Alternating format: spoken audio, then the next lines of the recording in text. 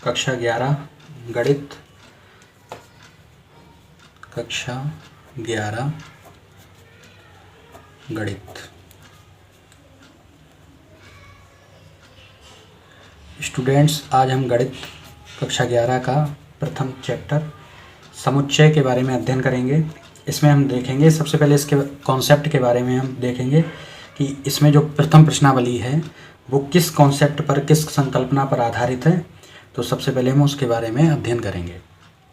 तो इस चैप्टर का नाम है, जो पहला चैप्टर है हमारा अध्याय 1, उसका नाम है समुच्चय। समुच्चय क्या होता है? समुच्चय क्या होता है, इसको देखते हैं हम। समुच्चय क्या होता है? तो नॉर्मली हम अपनी लाइफ में, ज़िंदगी में वस्तुओं के संग्रह की बात करते हैं तो इस तरीके से बोलते हैं हम, जैसे व्यक्तियों की भीड़ लगी है और क्रिकेट टीम है और ताश की गड्डी है, को संग्रह को लेकर बात करते हैं। लेकिन जो गणित में संग्रह होता है, कलेक्शन ऑफ ऑब्जेक्ट, संग्रह होता है वस्तुओं का, उसको हम समुच्चय कहते हैं। जैसे हम विभिन्न संग्रहों की बात करते हैं, जैसे अगर हम ले लें कि 10 से कम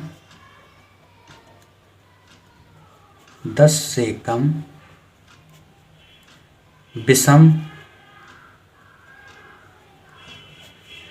प्राकृत संख्याएं, 10 से कम विषम प्राकृत संख्याएं, तो ये एक हमारा एक छोटा सा संग्रह हो गया। 10 से कम विषम प्राकृत संख्याएं कौन कौन सी होती हैं, खुद बता सकते हो। 1 है, 3 है, 5 है, 7 है, 9 है। तो ये एक हमारा संग्रह हो गया, मतलब एक संख्याओं का एक समूह हो गया। तो इसको हम संग्रह को गणित में संग्रह के हिसाब से, अब इसको देखो, इसमें ये कम विषम प्राकृत संख्याएं हैं, इसको हम बोल सकते हैं इस संग्रह में जो संख्याएं हैं उनमें क्या गुण है कि ये सब विषम प्राकृत संख्याएं हैं। इसी प्रकार और एक दो देखते हैं, ठीक है। जैसे दूसरा, अंग्रेजी वर्णमाला के स्वर, अंग्रेजी वर्णमाला के स्वर, अंग्रेजी वर्णमाला के स्वर, अंग्रेजी वर्णमाला के स्वर, ठीक है। तो इसमें क्या हमें पता है, अंग्रेजी वर्णमाला के स्वर कौन कौन से होते हैं? ए ई आई ओ और यू, ठीक है स्टूडेंट्स। तो हम इस तरीके से इसको डिफाइन कर सकते हैं, ए ई आई ओ यू, ठीक है। अब इसी तरीके से एक हमारा यह संग्रह हुआ और इसमें क्या गुण पाया जा रहा है कि जितने भी ये अवयव हैं ये, तो इनमें क्या गुण पाया जा रहा है कि ये सब अंग्रेजी वर्णमाला के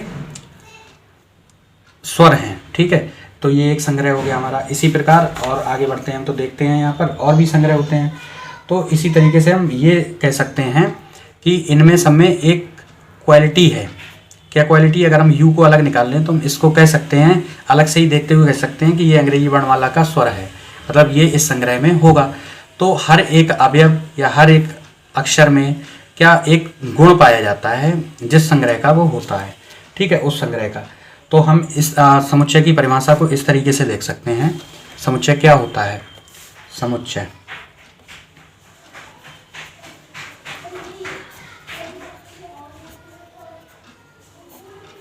समुच्चय क्या होता है?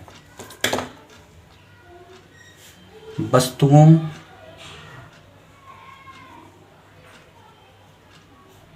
के सुपरिभाषित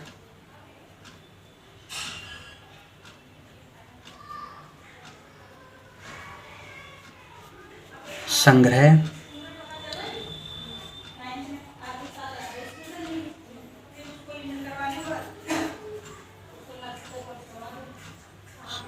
समुच्चय कहते हैं।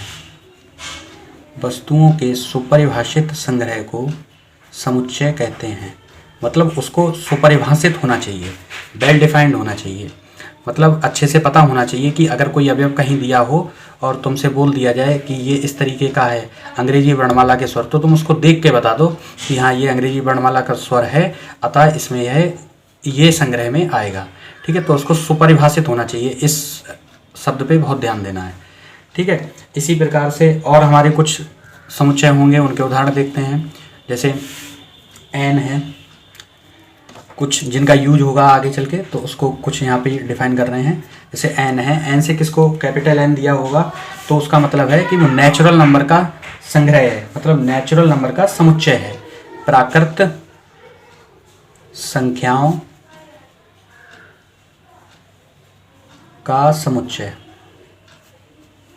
प्राकृत संख्याओं का समुच्चय, ठीक है स्टूडेंट्स, प्राकृत संख्याओं का समुच्चय। इसी प्रकार अगर कहीं भी आपको जेड दिख जाए तो उसको हम बोलेंगे पूर्णांकों का समुच्चय, पूर्णांकों का समुच्चय, पूर्णांकों का समुच्चय। सभी स्टूडेंट्स संख्याओं के बारे में अच्छे से स्टडी कर लें, सम संख्याएं, विषम संख्याएं, पूर्णांक, प्राकृतिक संख्याएं, इन सभी के बारे में स्टडी कर लें, बहुत यूज होगा इनका आगे चल के, वरना प्रॉब्लम होगी आपको, ठीक है। इसी प्रकार से अगर कहीं पर आपको क्यू दिख जाए तो उसको हम बोलेंगे परिमेय संख्याओं का समुच्चय, परिमेय संख्याओं का समुच्चय,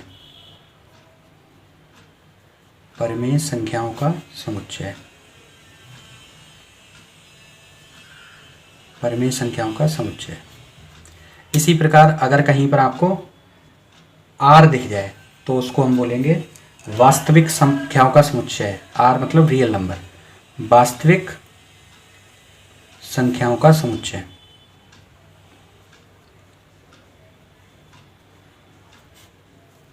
का समुच्चय, इसको तैयार कर लें जिससे आपको प्रथम प्रश्नावली करने में कोई दिक्कत उत्पन्न नहीं होगी आपके लिए।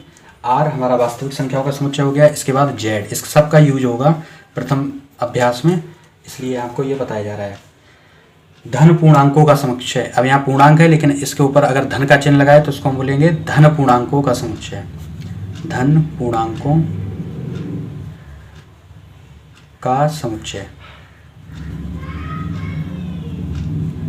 धन पूर्णांकों का समुच्चय।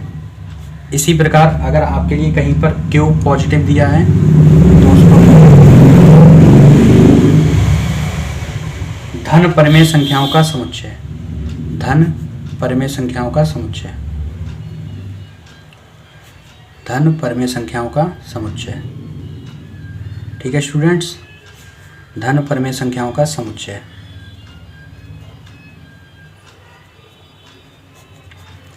ठीक है, अगर ऐसे ही कहीं पे आपको आर पॉजिटिव दिया है, आर प्लस, आर धन चिन्ह, तो ये आर होता है वास्तविक संख्या, यहाँ पर धन है तो धन वास्तविक संख्याओं का समुच्चय, धन वास्तविक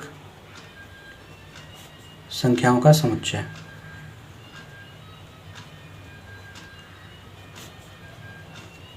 सही है, इतना हो गया।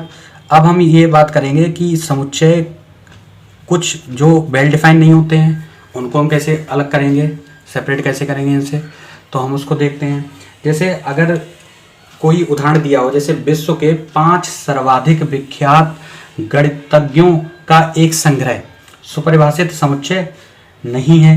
क्यों? इसका रीजन क्या है? इसका रीजन ये है कि जो 5 गणितज्ञ लोग हैं, 1 2 3 4 5, तो जो 5 गणितज्ञ लिए गए हैं वो किसी व्यक्ति के कोई मापदंड होगा उस आधार पे लिए गए हैं, या तो कोई किसी व्यक्ति की मतलब किसी पर्टिकुलर व्यक्ति ने उनको किसी एक परीक्षा के आधार पर उनको 5 महान गणितज्ञ का नाम दिया गया है, तो वो किसी एक व्यक्ति की नज़र में होंगे, परंतु दूसरे व्यक्ति की नज़र में वो उस मापदंड से अलग देखा जाएगा तो उसकी नज़र में वो नहीं होंगे, तो यहाँ पर ये वेल डिफाइन नहीं होगा, तो इसलिए हम इसको नहीं लेंगे।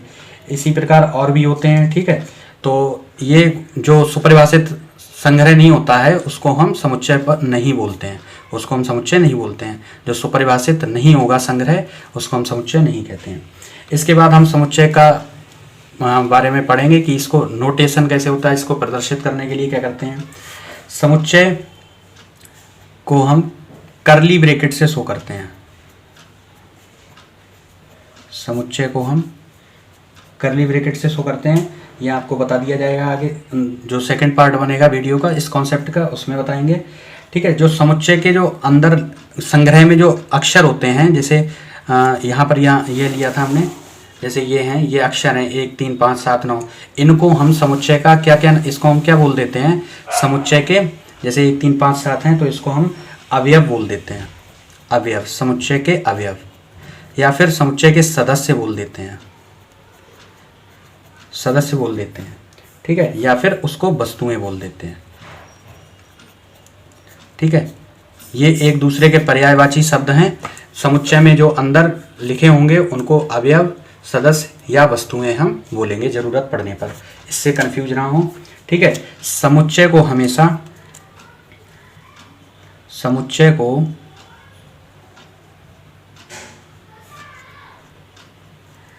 अंग्रेजी वर्णमाला के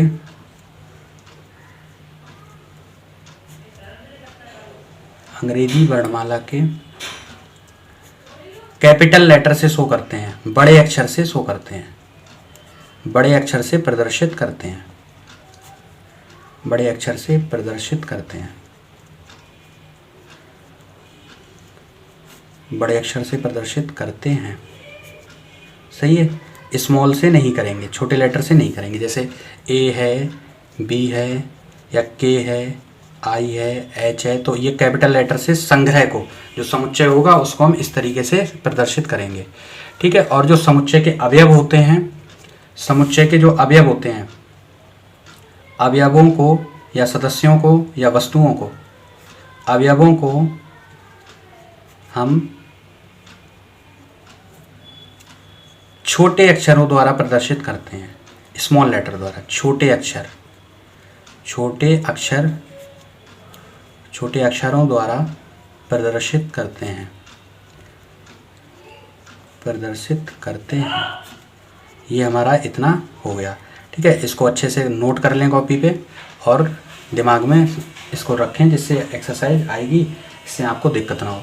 अब क्या होता है, इसके बाद अगर हमें कहीं पर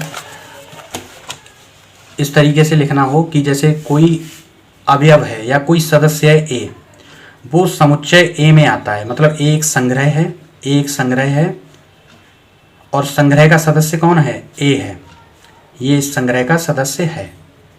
तो इसको हम कैसे लिखेंगे या कैसे पढ़ेंगे, तो हम इसको ऐसे लिखेंगे कि ए बिलोंग्स टू ए, ठीक है, या इसको एप्सिलॉन बोलते हैं, इसको हम एप्सिलॉन बोलते हैं। ये एक यूनानी भाषा का लेटर है, इसको हम एप्सिलॉन बोलते हैं, इसको पढ़ेंगे ए एप्सिलॉन ए, ठीक है।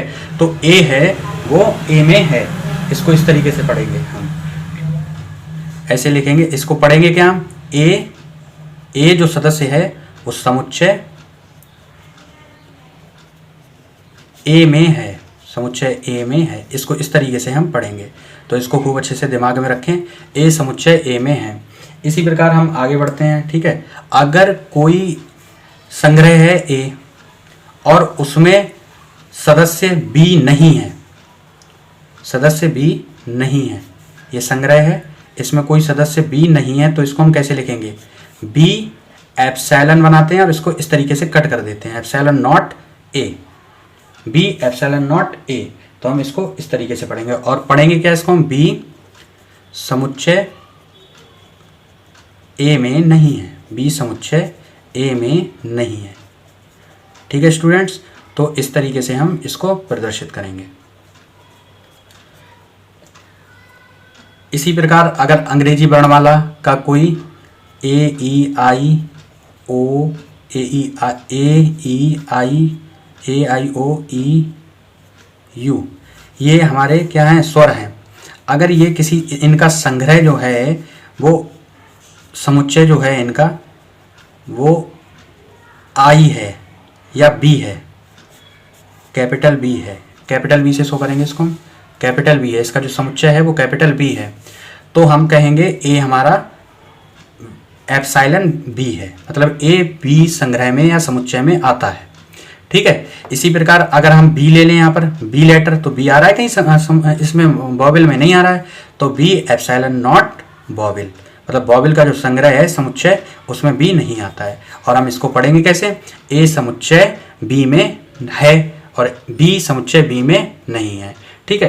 तो ये इसका कुछ हमारा क्या हो गया, इससे कुछ हमारी जानकारी उपलब्ध हो गई, इससे हमारी एक्सरसाइज करने में कुछ हेल्प मिलेगी, इसलिए इसको तैयार कर लें अच्छे से। इसके बाद हम पढ़ेंगे कि समुच्चय को निरूपित कैसे करते हैं। तो इसकी 2 विधियाँ हैं, इसको हम सेकंड पार्ट में करेंगे। Okay students, thank you.